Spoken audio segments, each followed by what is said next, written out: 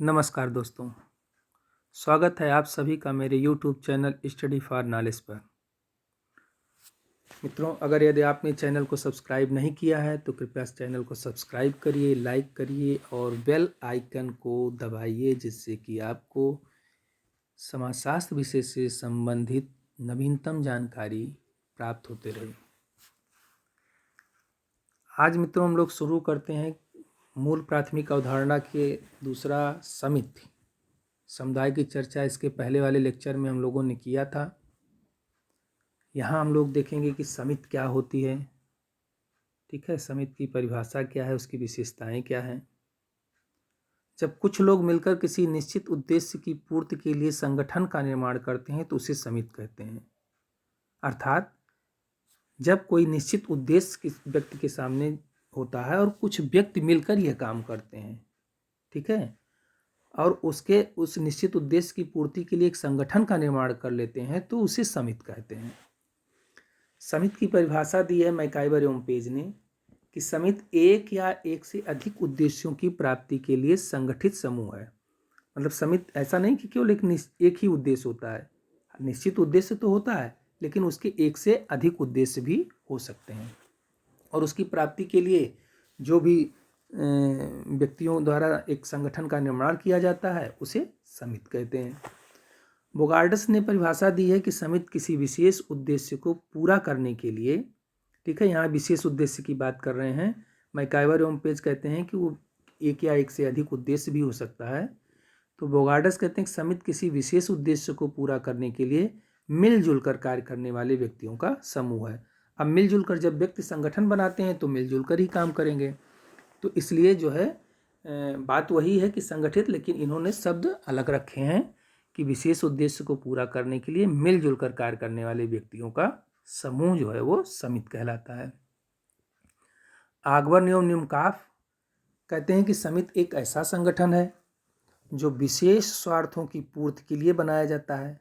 यहाँ देखिए, विशेष स्वार्थों की पूर्ति के लिए अर्थात विशेष उद्देश्य की पूर्ति के लिए, विशेष उद्देश्य के लिए, ठीक है। इसका उद्देश्य अपने सदस्यों की इच्छाओं को संतुष्ट करना है। अब इच्छाएं कैसे संतुष्ट होंगी कि जब उनके उद्देश्य की पूर्ति होगी।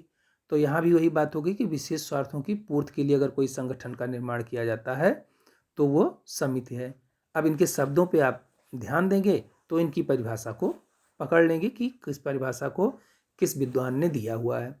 अब जैसे मैकाइवर एवं पेज उनकी परिभाषा में आ रहा है कि एक या एक से अधिक उद्देश्यों की प्राप्ति के लिए, ठीक है।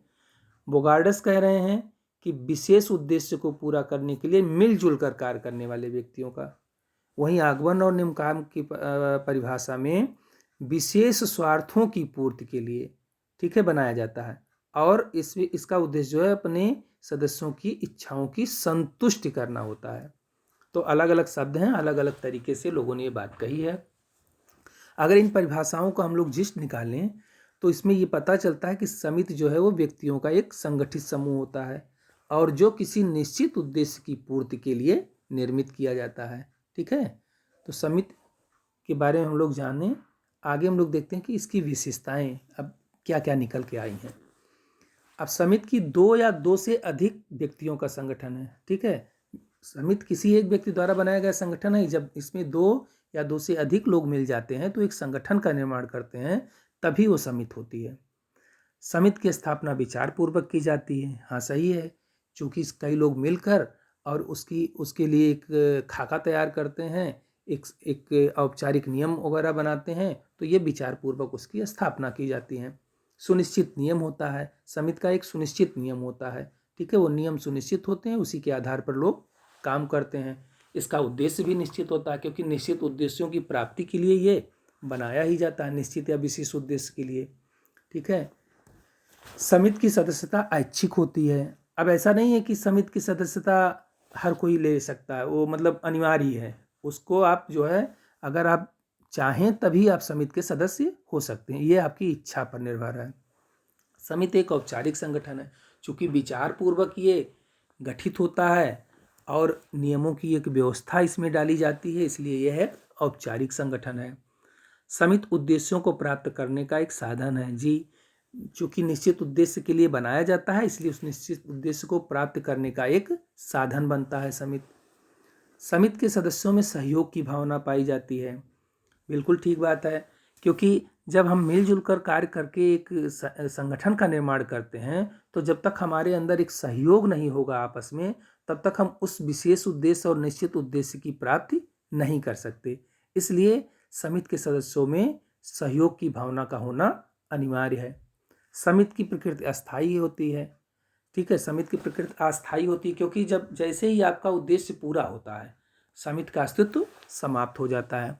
तो इसके लिए इसकी प्रकृति अस्थायी मानी जाती है। अब आता है कि क्या परिवार एक समिति है? तो इसका उत्तर है हाँ, परिवार एक समिति है। कैसे?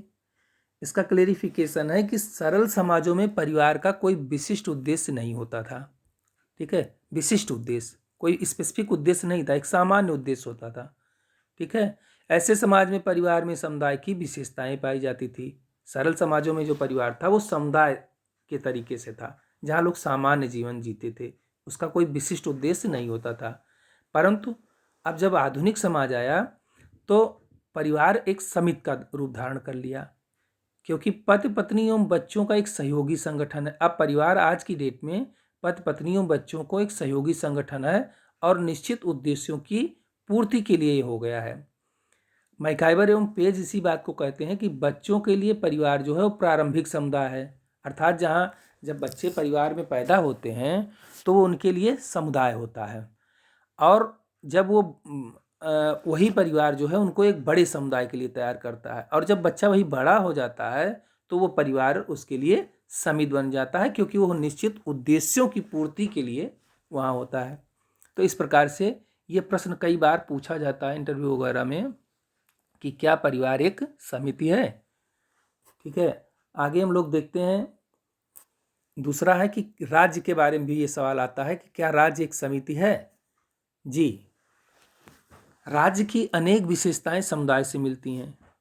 अब जो समुदाय हम लोगों ने पढ़ा था उसमें राज्य जो है उसको इसकी अनेक विशेषताएं जो है समुदाय की विशेषताओं से मिलती है, क्योंकि राज्य का भी एक निश्चित भूभाग होता है। राज्य प्रभुता संपन्न होता है, जो व्यक्ति को कानून के अनुसार कार्य करने के लिए बाध्य कर सकता है। ठीक है, और राज्य की सदस्यता अनिवार्य होती है। अब देखिए, निश्चित भूभाग होता है, वहाँ समुदाय का भी एक निश्चित भूभाग तो था। ठीक है, राज्य प्रभुता संपन्न होता है, जो व्यक्ति को कानून के अनुसार कार्य करने के लिए बाध्य कर सकता है। समुदाय के सदस्यों को बाध्य नहीं किया जाता, वो तो सामान्य जीवन जीते थे। राज्य की सदस्यता अनिवार्य होती है। ठीक है, यहाँ भी, परंतु इन सबके बावजूद राज्य व्यक्तियों का समूह है, उसकी स्थापना कुछ विशेष उद्देश्यों के लिए पूर्ति की जाती थी। अब ध्यान दीजिए कि समुदाय का स्वतः विकास होता था। ठीक है, उसकी स्थापना नहीं की जाती, जबकि राज्य की स्थापना कुछ विशेष उद्देश्यों की पूर्ति के लिए की जाती है, और राज्य का अपना नियम और कानून होता है। इस तरीके से यह विशेषताएं जो है राज्य को समिति की श्रेणी में ला जाती हैं, इसलिए राज्य एक समिति है। ठीक है, तो धन्यवाद दोस्तों, ये वीडियो हमारा यहीं पे समाप्त होता है। अगर ये वीडियो आपको पसंद आया हो तो कृपया चैनल को लाइक करिए, सब्सक्राइब करिए और बेल आइकन को दबाइए, जिससे कि आपको वीडियो से संबंधित अन्य जानकारी मिलती रहे। धन्यवाद।